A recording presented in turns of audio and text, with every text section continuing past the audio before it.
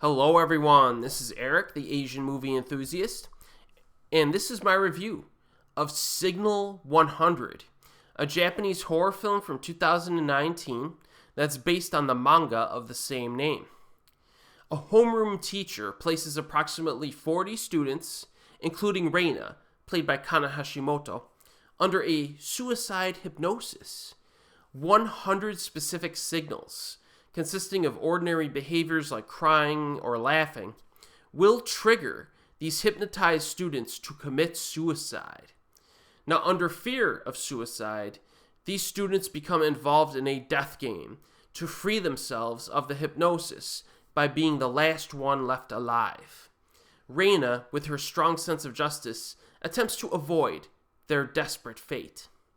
So very early on, there's a weird and creepy series of images that are shown to the students, and this is how the hypnosis is initially set by the homeroom teacher.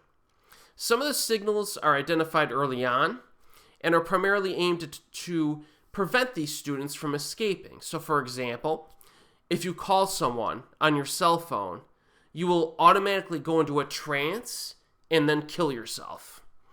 If you try to inflict violence on other people, including the teacher that hypnotized you, you will go into a trance and then kill yourself. If you attempt to leave the school grounds, you will go into a trance and then kill yourself. So, pretty dire situation for these students. Now, since these are the only kids in school on that day, they're doing like some extracurricular studying or cram school type stuff. So there's no one there to actually help them in this situation. They're on their own. But how does this death game work? Like, you're probably thinking to yourself, okay, these kids are under hypnosis, they're in a death game, but you can't physically attack other people. Well, that's the element that makes Signal 100 a bit different from most of the other death game films that Japan churns out. The key, if you're playing in this death game, is to figure out the hypnosis signals and then manipulate the other kids from into doing them. So for example, let's say you figure out that reading manga is a trigger to kill yourself. Then you could theoretically manipulate a bunch of other kids in the class into looking at a page of manga, and then that would put them into a trance and they would eliminate themselves, all right? But that's easier if you're like the only one who knows that particular signal. So that adds like a different twist on this cliche concept. If you're playing this game, there are certain clues that will help you to figure out what the signals are. And if you could figure them out before anyone else, you have an advantage. There's also a scavenger hunt aspect to this, where the students attempt to find clues regarding these signals in order to protect themselves from doing those acts. Now, there are a surprising number of death scenes in this film.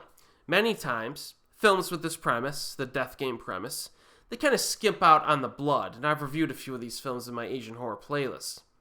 But this film actually gives us a bunch of fun death scenes. You know, I did laugh at some of the blackly comical ones. There's definitely an element of black humor in this, which I did enjoy. And I'm not even going to tell you what these death scenes are, because it's more fun to see them without knowing what they're going to be. The body count, though, I will say this, the body count is definitely high enough to satisfy. Now, production values feel like a theatrical film here, instead of a direct-to-video affair. There's some colorful lighting at times, which I always ask in films like this. If you've ever seen me review or do a mini review of a Japanese death game film, a lot of times those films have no aesthetic to them. There's no color, there's no effective lighting. This film actually has some good lighting. So if you're going to use minimal locations, add some splashes of color, and that's exactly what this film does. We get some oranges and blues especially mixed in. Now, Kanna Hashimoto is a pretty charismatic actress. If you've seen the live-action Gintama films, you'll know this already. But we do get a few brief glimpses of her character personality early on, as well as some of the other characters. Like there's a nice guy who has a crush on her. There's a creepy guy who stands on top of the school early in the film and like pretends to shoot other students with his fingers. So you know that guy's going to be a problem. There's a girl with asthma, etc. You know, there's nothing too deep here, folks. You know, these moments early on basically are setups for later in the film.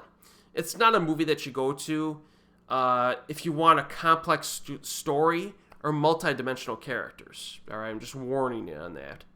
Now, the runtime is only 88 minutes long, less than an hour and a half. It moves very briskly. There's no dull filler. However, one criticism I would make is that the final death at the school is kind of basic and maybe even a bit contrived when you think about it. You know, as this film was going on, I'm thinking, man, this final kill to get the winner, you're going to have to outsmart someone, right? You're going to have to outsmart someone. I was kind of hoping for that. It's not exactly how it goes down near the end. So I would have changed the script a bit, maybe to be more impactful in terms of that final kill to win the game. But overall, I like Signal 100.